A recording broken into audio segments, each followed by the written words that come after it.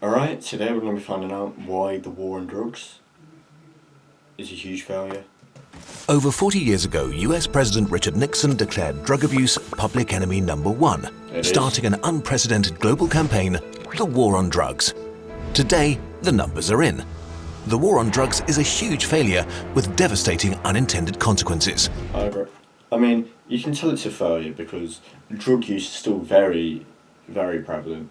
Even if it's illegal, lots of people still do stuff like cocaine, ecstasy, MDMA, all that sort of stuff. You'll see like tweets about it on Twitter. As some people do a packet at the football. Yeah, it's still very much a thing.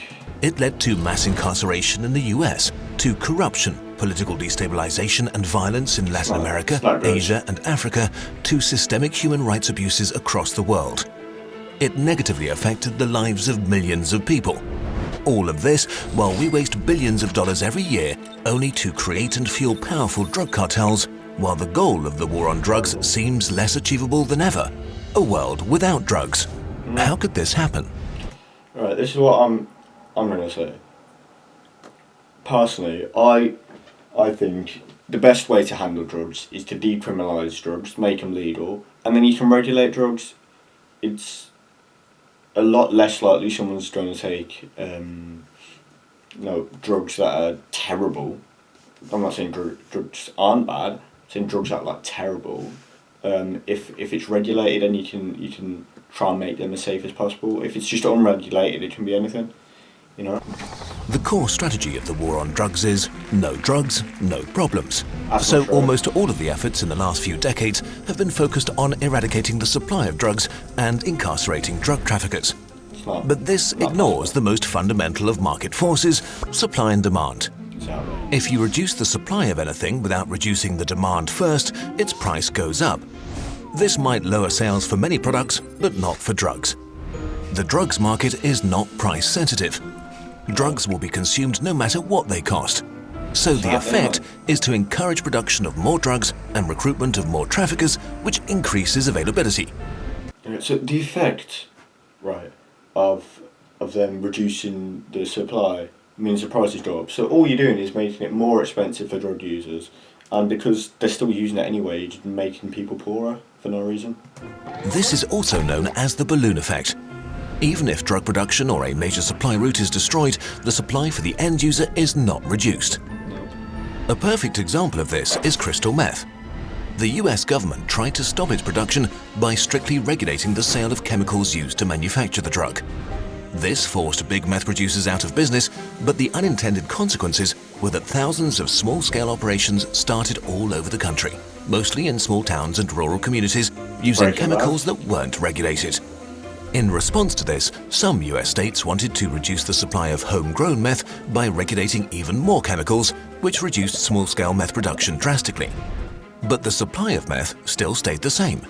Mexican drug cartels immediately took over and opened big production operations. So this is Their meth was even better than it was before, and they had loads of experience in smuggling. So all these efforts made meth production more professional, the drug more potent, while supply wasn't reduced at all.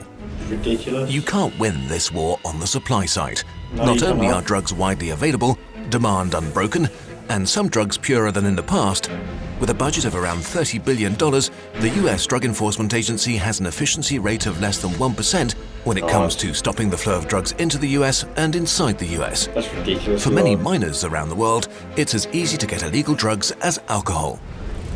But it doesn't stop here. Prohibition may prevent a certain amount of people from taking drugs, but in the process, it causes huge damage to society as a whole. It does, yeah. Many of the problems we associate with drug use are actually caused by the war against them. For example, prohibition makes drugs stronger. The more potent drugs you can store in as little space as possible, the more profit you'll make. It was the same during alcohol prohibition, which led to an increased consumption of strong liquor over beer. The prohibition of drugs also led to more violence and murders around the world. Gangs and cartels have no access to the legal system to settle disputes, so they use violence. This led to an ever... It's also just the point, right, of if you're already breaking a law, breaking another law isn't as bad as if you're not breaking any laws. So like, say you were to use drugs, it makes it a lot easier then for you to steal something, and then once you've stolen something, it makes it a lot easier for you to assault someone, and when you've assaulted someone, it makes it a lot easier for you to murder someone. So it's just this cycle of you made more people criminals, so more people are going to commit worse crimes. Increasing spiral of brutality. According to some estimates, the homicide rate in the US is 25 to 75% higher because of the war on drugs. Wow. And in Mexico, a country Mental. on the front line, an estimated 164,000 have been murdered between 2007 and 2014. More people than in the war zones of Afghanistan and Iraq in the same period combined. But where the war on drugs might do the Oh my most damage God. to society is the incarceration of non-violent drug offenders.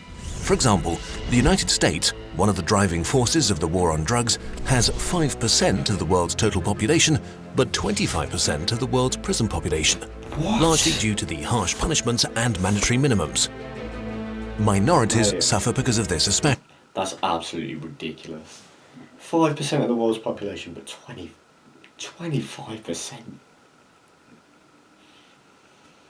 Oh my god, man, ridiculous. Absolutely ridiculous. African Americans make up 40% of all US prison inmates. And while white kids are more likely to abuse drugs, black kids are 10 times more likely to get arrested for drug offences. True. Okay, That's actually, but is there actually something mental. different we could do? Is there a way out of this mess? Yeah. In the 1980s, Switzerland experienced a public health crisis related to heroin use. HIV rates skyrocketed and street crime became a problem. Swiss authorities tried a new strategy: harm reduction. They opened free heroin maintenance centres where addicts would be treated and stabilised. Here, people would be given free heroin of high quality, they would get clean needles and have access to safe injection rooms, showers, beds and medical supervision.